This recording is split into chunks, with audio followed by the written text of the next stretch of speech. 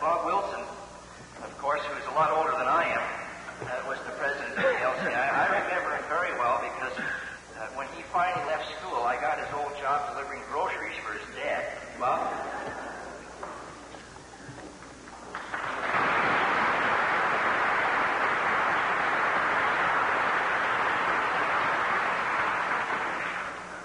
Thanks, Ron. I never knew how I ever got into this 34 years ago, and I still don't understand today. If you'll bear with me. Ron said to keep it brief, and two things that I've accomplished over the last 34 years are, one, how to forget, and two, how not be able to be reading up close. So both of those will detract from the length of it here. I would like to just state that how much I enjoyed last night's gathering, and to meet old friends and see old faces, old familiar faces or familiar old faces, whichever. I think that we were the first graduating class from the new LCI, and I looked at our yearbook and I saw that there were, at that time, 120 of us in grade 12, and a graduating class of about 85, and the staff of something in the order of 21 teachers. And I think it's really great that there's so many back from that time. The next president, 1951-52, just before, again, some of us made the scene, came all the way from San Jose, California, to speak to us today, so I'll bet it's really good. Larry Peterson, class of 52.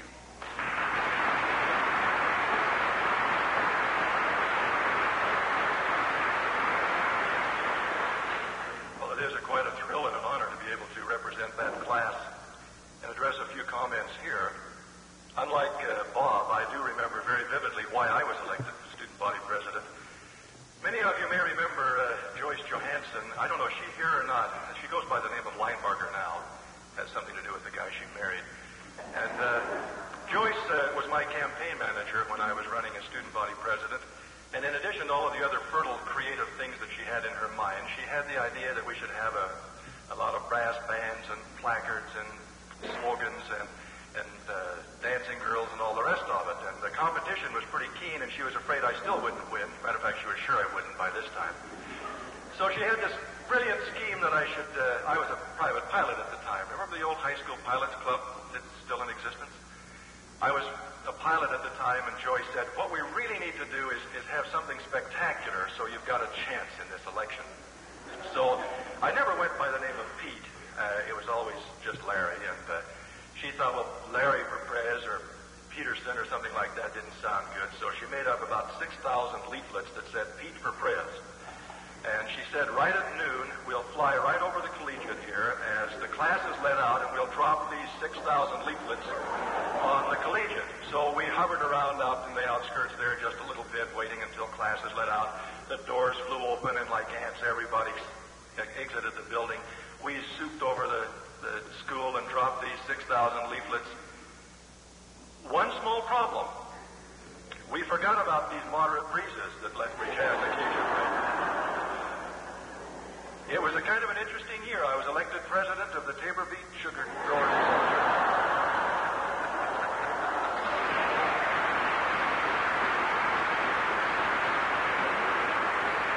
I never did really thank Joyce properly, aside from the fact that I had my pilot's license suspended for 6 months for buzzing the school. I was fined $50 by the town of Coaldale for littering, and I was also placed on detention for a month. Vancouver, and he'll just really wow you with his pinstripe suit and all that sort of stuff. He wowed us then, too. John?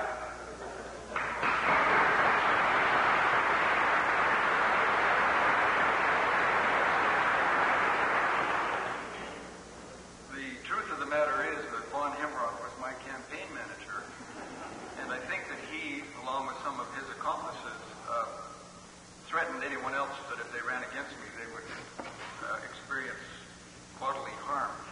And that's why I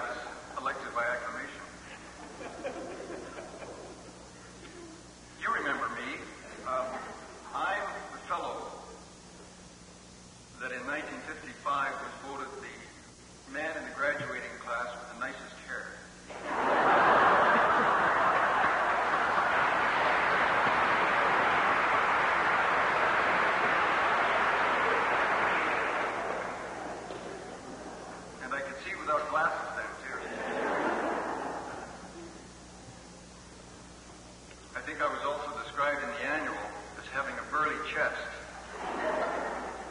And at least 25 people last night wondered what kind of a disease I had had. It made me so thin.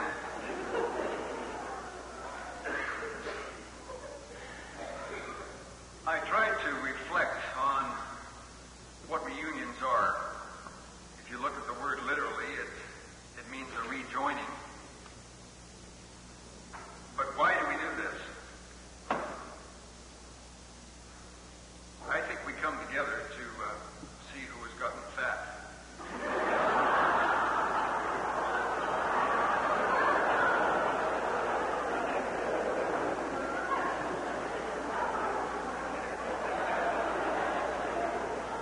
And to see who's got the most kids.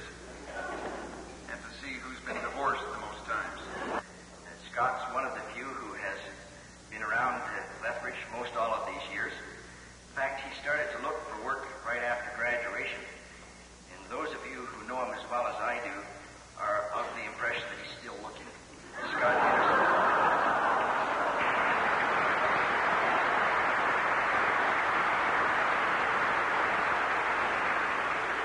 Thank you, Vaughn.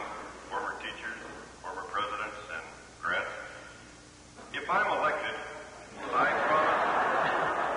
I promise to try and renew the school spirit, and God, it just doesn't seem possible that 28 years ago I was standing on the same stage, frightened to death, shaking, and asking for your support and for renewed school spirit.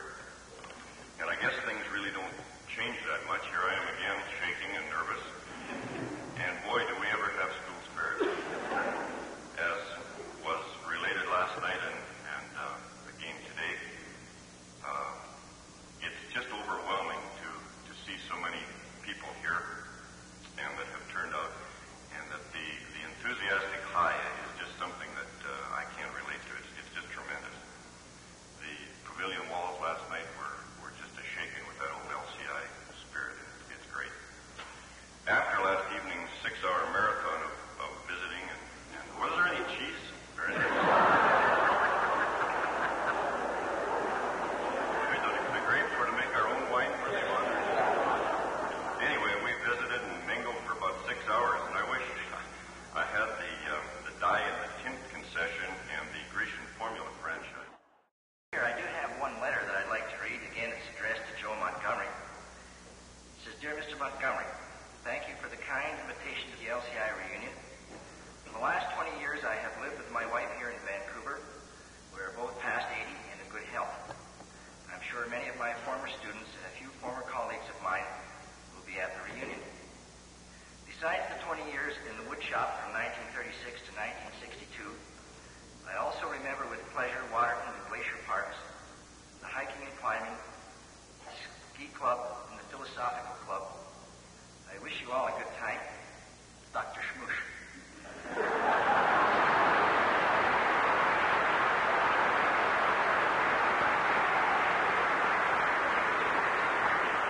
Of course, that's Dr. John Levy.